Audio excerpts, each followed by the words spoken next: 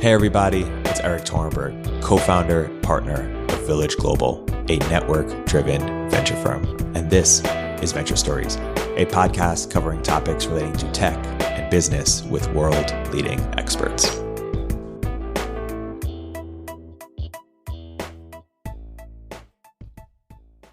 Hey everyone, this is Lucas Bagno. I'm an investor here at Village Global. Welcome to another episode of Village Global's Venture Stories. Our guest today is Semil Shah. Semil is a co-founder and partner at Haystack, also a venture partner at Lightspeed.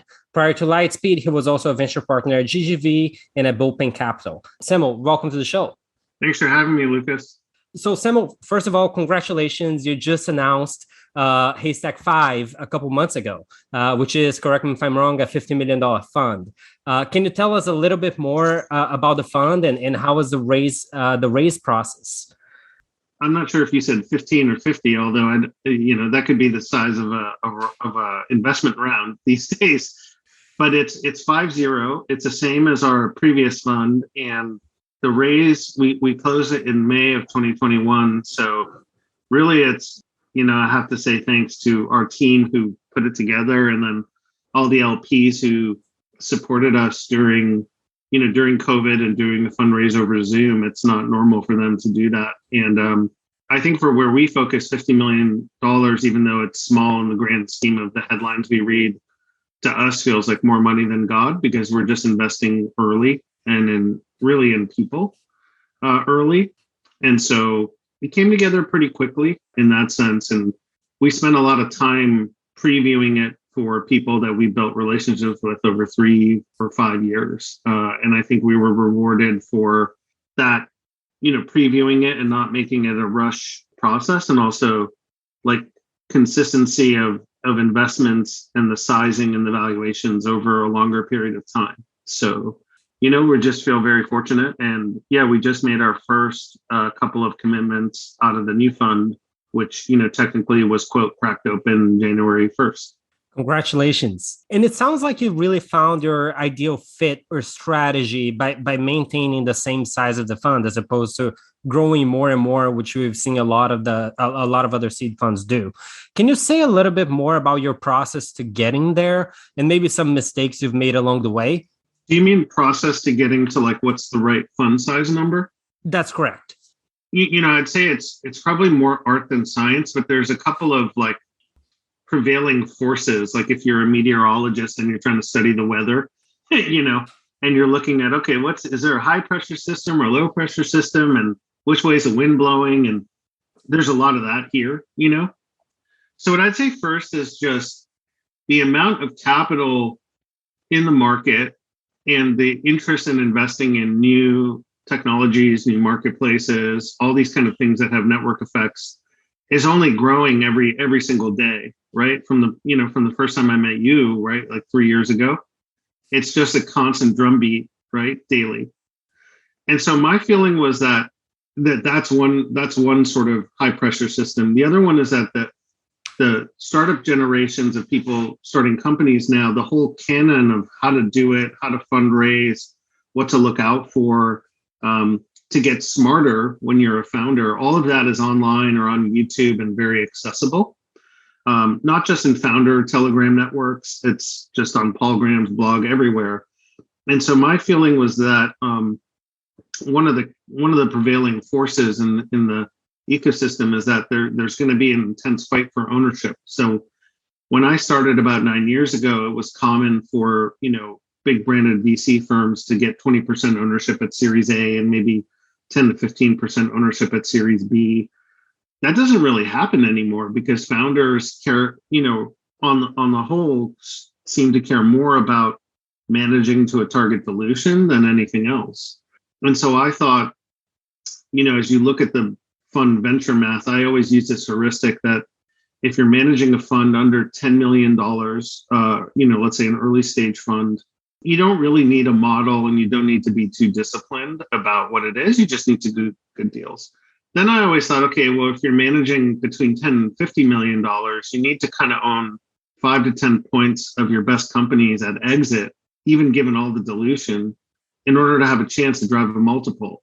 And then I always thought, okay, if you're going over 50 million or you're going towards 100 or even more, you not only have to be right a lot, and we can talk about the shots on goal piece, but you have to own a lot of the companies that exit in an environment where people are competing like crazy to own as much as they can of the best companies.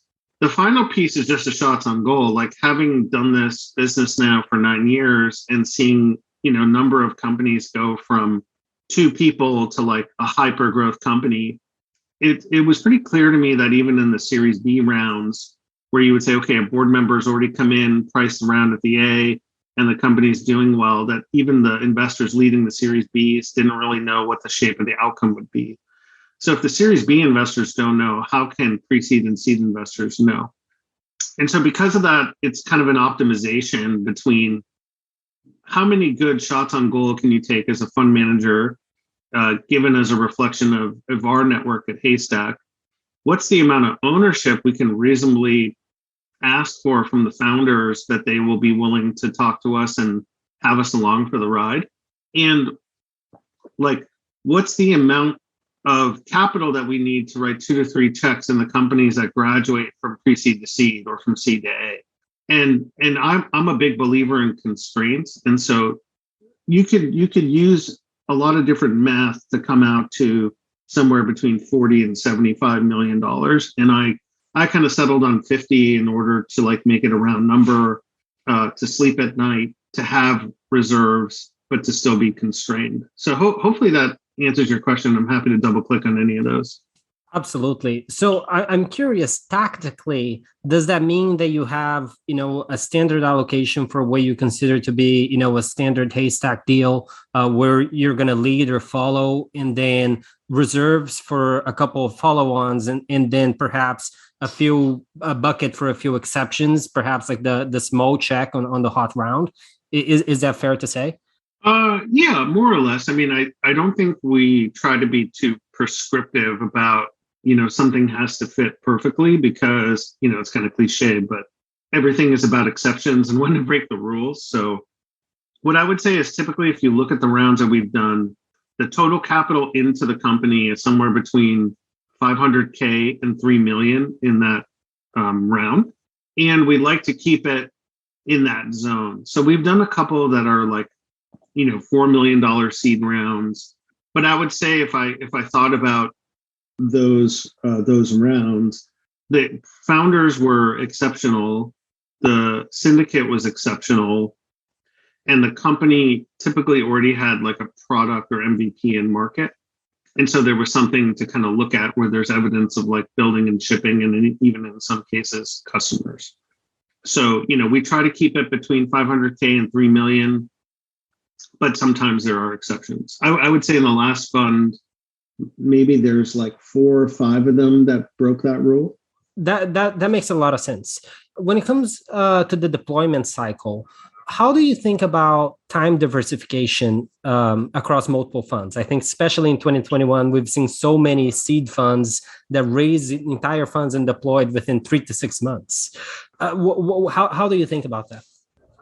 Yeah, there are a number of ways to think about it. So I can only share what I think I've settled on, but I don't want to proclaim that it's the right answer, And I've gone through, like, how people go through stages of grief. I've gone through stages of like thinking about where I land on this issue. So for the first, I want to say like 3 years of investing, I just didn't know what time diversification was at all. Didn't pay attention to it. Didn't know what it meant. No idea.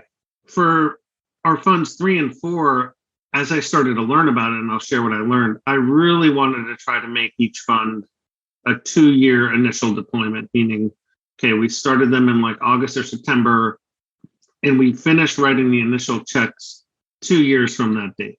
That was really important to me to just see if I could do it. And then in our last fund, Fund 5, it was like basically 29 months or 30 months, 2.5 years of initial deployment. I kind of told LPs I'd like to do it 2.5 to 3. So I really wanted to get as close to that as possible. So a couple caveats. I think at seed, time diversification is a little bit different than at other stages of the market. And so I think at seed, it feels reasonable for an institutional pre-seed or seed fund to have their initial deployment period be somewhere between 2 to 3 years. I think obviously there are famous examples of like IA Ventures and those guys, or Floodgates earlier funds where they went longer and they did really, really well. I think it's hard to separate out. Are they just really good investors, which they are, or does the time diversification matter and help with pacing? I think there's no way to answer that question. But the best argument I've heard about, and then I'll offer a warning, the best argument I've heard for at least being thoughtful about time diversification came from an investor who's an LP at Cross Creek. And I'm going to paraphrase this. I don't have the exact data, but they said like looking at economic cycles and corrections in capital markets, like even if there's a minor SaaS correction or whatever, that if you have a longer initial investment period or quote time diversity, you give each vintage of a fund a better chance at having valuations that are lower, during the 6 to 12 month period. So if you raise and deploy really, really quickly, and you don't have a strong capital base that understands that strategy, a number of problems can creep up. One is you may be catching vintages at the wrong time. Two is you may have to go back to individual LPs who could be more fickle. And then three, you have to start asking people for money before there's real evidence that what you're doing is working. And so just to round out your question, Lucas, with a lot of new investors coming on an angel list, which I think is great, and a lot of new investors being really excited about technology, which is great, and the pre-seed and angel sort of market of this is where people start because there's no barrier to entry, which is great. People who blow through their funds really quickly, who actually really want to build a franchise or at least have successive funds, maybe like reducing their chances of success in doing that because there's not enough of a checkpoint in between for the capital to say, yeah, I want to keep investing in you because the money keeps coming back, or I can see the money keep coming back, right? I think it also sends a softer signal about to LPs, and especially institutional LPs, that like, hey, this can be someone who's too loose and I can't trust them with their money. And I think once you have that branding in the eyes of a professional LP, it's very hard to reset that. The final thing I would say is that like technology and this early stage investing can be so accretive that someone could just do 2 funds in a year, do 2 6-month funds, and have an amazing track record in that just 12 months of investing, keep the funds really small, and make enough money, more money than other people would make, spending 30 years at GE or something. You know what I mean? And so it just depends what someone's trying to optimize for. But I would say that if people are trying to like get to a fund 2 and fund 3 and grow their funds even modestly, investing funds in 6 months is basically like a death march. Fascinating. And you mentioned that you didn't think about time diversification at all in your first couple of years. Are there other concepts that you really value and think a lot about today that you totally overlooked or didn't really appreciate on your first few years? Yeah. So number one, in no particular order, time diversity, although I think I figured out the logic for why it's a positive thing to have time diversity pretty quickly once I realized the benefit of it. 2 would be portfolio construction. Now, I really struggled with this because any manager going to a institutional LP who knows what they're doing will have to be able to discuss portfolio construction. I've written about this topic a lot in my blog and other podcasts. And basically, it's like a test. It's sort of like, okay, Lucas, if you're in graduate school and you're defending your dissertation on, the microeconomics of Miami over the last century, you can't really prepare for your dissertation defense. You either know it by that point or you don't, right? And I think there's a similar analogy to talking to LPs about portfolio construction. If you can't construct what you think a portfolio is and defend it, meaning like in a fluent language, they're just going to think you don't know it. So that would be 2. I think understanding how to make follow-on investments and getting in position to make follow-on investments is not something I appreciated at all.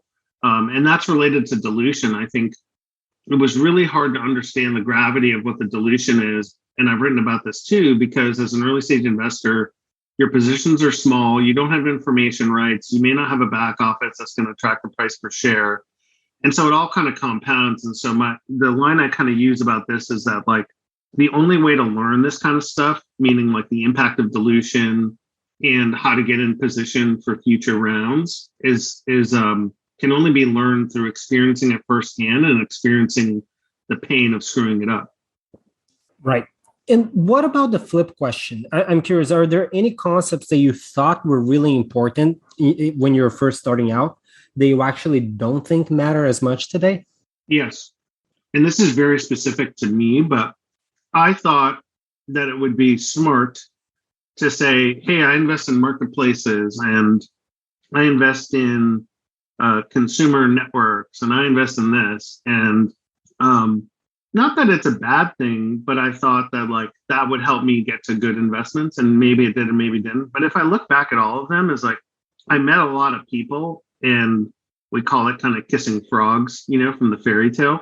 And then you meet some people who are just more electric or more interesting than other people on the margin, and you follow them.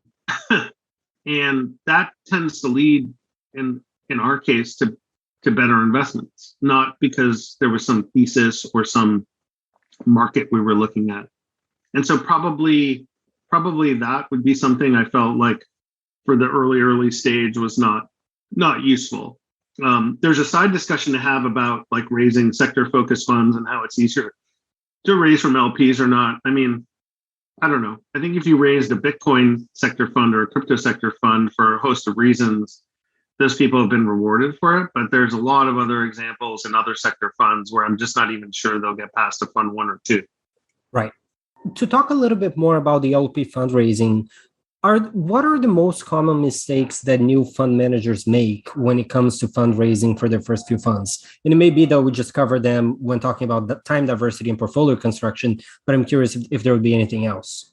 I mean, Lucas, we could talk for straight 90 minutes about all the mistakes people make about trying to raise capital. Do you mean like trying to raise institutional funds, like having like real LPs, or do you just mean raising funds, period?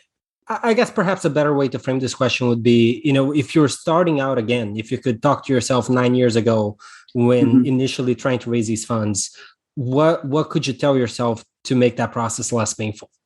Yeah, I think I would answer that question differently. To me, it's two different questions. Sorry to be semantic, but like for me, there's nothing else I could have done.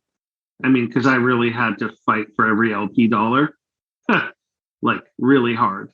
And so I'm not sure what I could have done coming out of nowhere. I literally turned over every stone possible. So I don't think there's anything I could have done.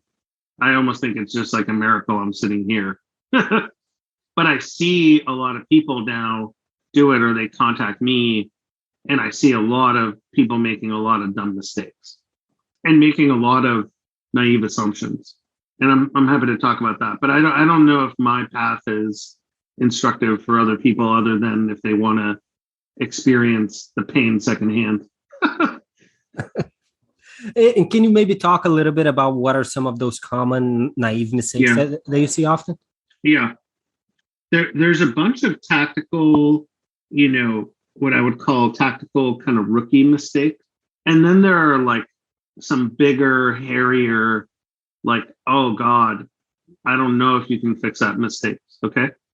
So on the tactical ones, it's not getting someone to help you create like a professional deck, not having your data organized, not having a clear message in the deck about who the GPs are and why they're in a good position to invest inside their networks, sending the deck via any other method than PDF, asking tons of people for intros who don't even know you, have never done a deal with you, trying to treat LPs like an ATM and sort of think of capital raise like a startup would think about raising capital. It's totally different. And just a general feeling of like entitlement around it. So there are just 99 tactical common mistakes I see. For example, even with people I know really well who ask for an intro to someone or want me to pass along to LPs. And I do this from time to time to people, I just won't send them a doc-send link. I just refuse to do it because I know the LPs won't look at it. But, people will push back, people will call me, ask me for my help. I'll help them. Then I'll offer to make those intros and then they'll reject my advice. So it's just kind of, I guess, humorous at the end of the day, but I just stick to my guns on that. Then there are like the big hairy mistakes, which are raising a lot of money, but not knowing time diversification or portfolio construction, not having like taken some risks on their own, not like starting with a smaller fund. Like I've met a lot of people who just felt like, if I can't raise a $50 million fund, I don't want to do this. Well, you know what? There are a lot of people who have raised $1 million, $5 million, $10 million funds and suffered and built it up over time. And if you're not willing to go through the pain of that, because everything is a market, then, why should anyone invest in your fund? So I think that like the world in which we live in, Lucas, where we give money to entrepreneurs and there's a lot of money and a lot of entrepreneurs, that's not real life. Real life is going to like an investment committee that manages money for a hospital or manages money for like a family office, where they're giving you the capital to make blind pool decisions. And I don't think people really understand like how deep a commitment that can be for some others. Right. One of the things I've heard you say before is that you wished you had started developing those relationships with institutional LPs before you did. Tactically, what does building the relationship with an institutional LP means in practice? And what are things that you did that worked really well and what didn't work? Yeah, to be clear, that's not entirely true. I made the relationships with institutional LPs really early. It just took a long time to convert. What I did is like, I took notes. I invited them to give me feedback. I took notes on their feedback. I tried to keep them up to date very briefly over time.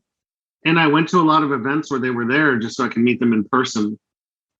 But again, I probably went on a tougher journey in terms of like the amount of time it took. But I did invest in those relationships very early. It just took a long time to sort of tip over. And, for some people, it took 1 or 2 funds to tip over. So that would be like an entrepreneur, wanting to pitch Excel for their seed, and Excel passes at the seed. And then you really want to work with Excel, and then they pass at the A. And then you finally get to the Series B and they say, okay, we're going to come in. Most founders will never go back. Right. And then I guess to talk a little bit more about what's happening on the markets today, when it comes to managing your LPs, what does the downturn we're seeing means for fund managers? And how do you manage that, your portfolio proactively and communicate what's happening with your LPs? Yeah, I think when COVID happened, which is a more fear-based thing where people just didn't know anything about the virus or treatment or transmissibility, I think a lot of investors did like a full kind of health report for LPs to kind of get ahead of problems and communicate. And it turned out that the market just ripped after 3 months. So it's like, maybe that was for naught. I don't know. And obviously there are some COVID deaths related to startups. I think on this one, it is a pretty big structural correction. I think for pre-seed and seed, our general philosophy with Haystack is just to be radically transparent with LPs, like, and not get into the whole marketing game. I think the types of LPs we've been lucky to attract that we want to keep are people we can call up and be like, hey, this company we made a mistake. It's not doing well. And they're not, they don't really worry about, oh, is Semil telling me the truth? I just put it out there. So I think for this one, and we're going through this now, I think the approach is just to like encourage companies to keep, as a CEO and founder, part of your job description is to keep the company financed. And maybe that means you have to keep the company financed at a rate that challenges your previous notions about what your company is worth. And so that's the same message we would send to a founder as we would send to an LP. We would say, and I even mentioned this in our last quarterly letter, which is or Fund 5, which is just in the ground now, has incredible lift in 2.5 years. I mean, it could be the best performing fund ever in Haystack. And it has a setup to do that. But I just told them, and I said, if you look at the marks, you'll be really excited. But the reality is like, I don't know what's going to happen over the next 2 years in these companies. So we'll just tell you as we know, we're not marking up those deals. Other people are marking up those deals. But we don't sit around and say, oh, it's the best fund ever. It's just, it's like, if you're an LP and you're gonna just assume it's gonna be a great fund, then that's the LP's problem. Our job is to just be sober about what we think about the company and the position. But we're investing so early that other people are marking it up, and we don't have control over what the founder does. So right. I think it's just, these things are just more philosophical for me, where it's just easy to be an adult and just say, yeah, this company is a really great company, really great founder. We really like it. Is it worth what the last round was? I have no clue. What should you tell your committee? Probably not. It's probably not worth that, But at the same time, the exits in these companies are so random. Like, you just never know. So I think there's just very simple answers to this, which is we just don't know. And it's not just revenue too. You can't just say, oh, well, I think that company's good because it has revenue. What if, Mike GM bought Cruise for $1.2 billion or $1.6 billion, excuse me. I don't think they had revenue. So it's random. Right. Given the massive correction we've seen on the public markets over the last few weeks, we've started to hear some tension on the growth stage. It was reported last week, I think, that Tiger was cutting off on valuations. How long do you think until this affects the seed market? I don't think this affects the seed market really at all. I mean, I think you'll have a little bit of maybe people are a little bit more sluggish to invest at seed, which is probably a good thing. Maybe it's instead of 3 days, it's 5 days or something. I think just generally with Omicron, with the start of the year, people sort of always being slow. I think with people sort of tending to their portfolios, maybe it'd be a little bit slower. But if you meet a great entrepreneur and they're raising 800K, why would you bicker over it being 6 posts or 9 posts or 12 posts, depending on what the deal is? Like, I just don't see that. There's too much money in the system for that to matter. Right. And if we do go in a prolonged downturn for the next, let's say, 12 to 18 months, what implications do you think that this will have for solo GPs and angels? Yeah, so that's where I would be like pretty concerned. So a lot of people come to me and they want to raise a fund. It could be 10 million, it could be 100 million. And the first thing I always tell them is, if you don't have a capital partner already to like anchor you or back you in a meaningful way, let's say you're raising $10 million and you don't have a family that's going to give you 5 just right out of the gate, you're entering a world of pain, right? So now if you extrapolate from that and sort of say, okay, well, a lot of people of these smaller funds, they haven't been proven yet, and they have to keep going back to individuals.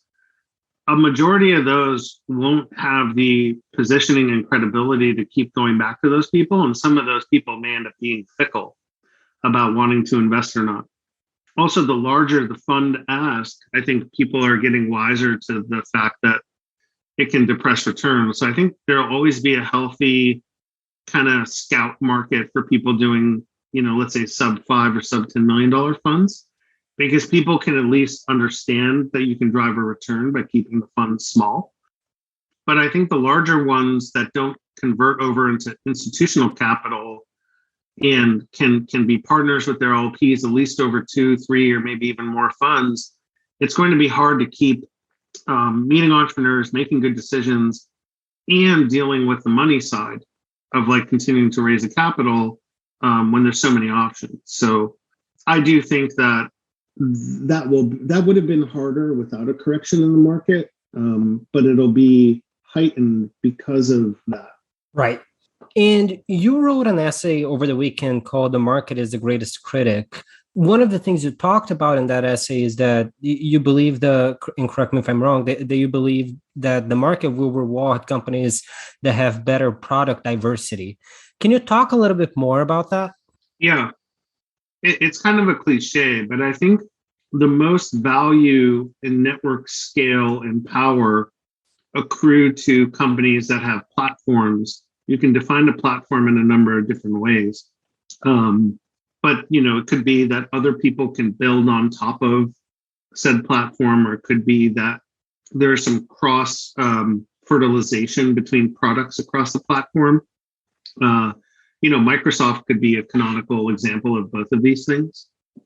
And so that, like, when public market and growth and public market investors are looking for an ability to like be durable at scale, I just don't think they're going to be interested in companies that can be $1 billion or $10 billion outcomes being a point solution or a one-trick pony.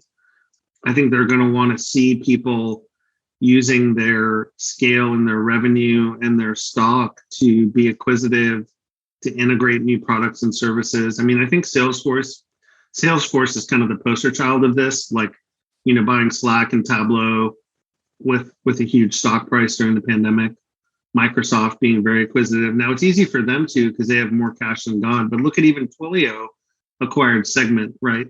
So I think Sandeep Pichu from Felicius had a great tweet about this in the last month or so, where he said, it's really a shame that a lot of these companies that had really big inflated stock prices through the COVID bubble didn't use their stock as a weapon to like diversify their product line, And so what does that mean for us, like Lucas, you and I at Seed? That's what I was trying to think about in writing that, which is there's no way to know if the next investment that we make has any shot, because so much has to get right there. But we will know over time how someone thinks, and we'll be investing more across those rounds. And so I think it's something to pay attention to about what can be a platform, which founding teams have that sort of aggregation and integration mindset, And so for me, that's my big takeaway from all this, because I can't imagine a seed market that's not vibrant. I think it's very vibrant. Right. And to talk a little bit more about the state of the seed market, last year, everybody was talking about Tiger. Tiger didn't really affect the seed market as much, meaning we were not competing directly with Tiger. But one thing that we did see happen quite a bit was the multi-stage funds coming in earlier and earlier. Could you talk a little bit more about how you think the dynamic of multi-stage funds versus seed dedicated funds has shifted over the last couple of years? Yeah, I think in 2018, I tweeted about this, and then I went on Harry Stebbings' podcast, and we just discussed this. And my the evidence on the ground was that entrepreneurs were voting with their feet, that they wanted to do these slightly bigger seed rounds, and the premium founders, and again, premium founders don't often result in success, but we're voting for these slightly larger rounds with the name brand firms. You could argue 100 reasons why. They get more money, there's a little bit less dilution, they get the brand name, they can recruit against it, they make the next round easier, all those sorts of things. I think that has only intensified since 2018. So now we're coming up on 4 years. I think the one thing that changes is that, going back to your question about does the seed market change? And I said it may change from doing deals in 3 days to 5 days. I do think the bigger platform funds and branded funds will be a little bit slower because they have more dollars at work and more exposure in other parts of the market that have been more severely corrected. And so there's going to be a digestion period for them to figure out, where is the market? How do I handle my portfolio companies that may need to do a down round or something like that, where it's really a material issue? And so I think that creates more opportunities than would have been otherwise for people like you and me. Right. And in your mind, is signaling risk still a thing, or is it less relevant nowadays? Oh boy. So I kind of whiplash on this, honestly. And I see both. I think there's one argument where you basically say, hey, Semil and Lucas, if you raise, $3 million and you can't do enough with it to then raise the next round, we probably suck as entrepreneurs. Right? Um, and I think I really believe in that. Like on the one hand, on the second hand, I think the reality is, having been inside a lot of these rooms where people are evaluating a deal and not sharing the following with the entrepreneur, they do wonder, why didn't so-and-so just do the next round, especially if they have a huge fund. And when a deal is not obvious, that can make the larger fund feel like they're being played, and they would slow it down or possibly even disengage. So I think, to answer your question, it's a mixed answer. I think the reality on the ground is that signal risk does exist because I see it happen in real life. By the same token, I think if you raise $3 to $4 million, I don't mean this if you raise $1 million, but if you raise $3 to $4 million and then you can't aggregate enough resources and make a compelling pitch to the next investor, it might just be time to go home. Right. And when you look at the seed landscape today, are there any fund strategies that you think are underrated and perhaps deserve more attention? I think that a lot of people are doing this now, but I don't think the overwhelming majority of them will be successful at it. But I would just point to what Eric Ranalla and his partners have done with Mucker in LA. They don't do social media. They don't blog. They don't tout their horn. I don't even think Eric does podcasts. And, they've been incubating and pre-seeding and kind of hatching and growing companies that have really turned into big things. And when you do that properly early, and you just put small dollars behind it, and there's no signal risk from your own internal capital, the ownership is quite attractive. So I do think you're seeing people trying to do this more incubation ownership model. I think there are a lot of problems with it, but I think Eric and the team at Mucker have done it really well. I'm sure there are a couple others I don't know about or forgot, but I also know that a lot of people who are going to try will not even have a chance. Absolutely. In other recent news for the seed stage, we've seen YC come out with a $500K standard offer. I'm curious if you have any thoughts on what that means for pre-seed funds broadly, and how does that impact Haystack, if at all? It doesn't really impact Haystack. I think the broader math of it is important, which is, let's say Lucas and Semil were in YC, and then if we accept this 375 note at whatever the market price is for the next note or next round, depending on what's the valuation of that round, that number is already baked into the ownership. So it does create less real estate for other people to invest. So it will have an impact. It'll be interesting to see whether founders accept that or not, because YC now will be subject to the environment as well, which is, they've created an environment, and I mean this in a positive way, that they've had a lot of influence around founders being more target dilution sensitive. And they've contributed to more education being made public in a sort of startup canon, if you will. So what if founders say, well, I don't want to accept that condition. I don't want to accept that additional money going in. They may or may not. It remains to be seen. Absolutely. And then final question for you. I know we're running up on time, but on a year like 2021, when rounds were getting done within a matter of hours, and then on a year like 2022, where portfolios are down 50% plus, what are things that you did to stay sane? I don't know if I stayed sane, but I think I'm really lucky that we have 3 little kids who were certainly impacted by the pandemic, but not to the extent other kids were around the country. So trying to keep a perspective that, like, in a certain way we were COVID beneficiaries, as sort of terrible as that sounds, right? We didn't choose that, but there are day-to-day struggles. So I think it's having a partner at home, my wife, who is really excellent with kids and has a huge reservoir of patience. I mean, I think, again, I guess I selected wisely in terms of, sort of life partner. I think I love what I do as work. So even though it was an adjustment for Zoom, because I'm a very social person and I like meeting people in person, once that adjustment was made, it sort of just clicked. And I do like this new world of doing things over Zoom. And then I'm someone who's pretty easily entertained. So if I can, one of the few hobbies that sort of stayed with me in sort of into adulthood is I really enjoy cooking. And it's kind of one of the few things I can do where I really don't think about work or think about other things as much. And so if I'm able to cook and sort of like scratch that itch or appease that part of my brain and, watch things like The Last Dance or get into pro sports or spend more time with my kids, even if it can be maddening, I feel pretty satisfied. I mean, I would love to go travel and do all sorts of other things that I feel, cooped up by. And I'm sure that'll happen at some point. But yeah, I mean, I feel like it was sort of a war of attrition, for everybody. But I can't really complain about it either. Definitely.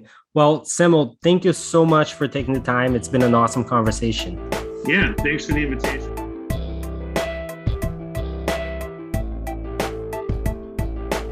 If you're an early stage entrepreneur, we'd love to hear from you. Check us out at villageglobal.vc.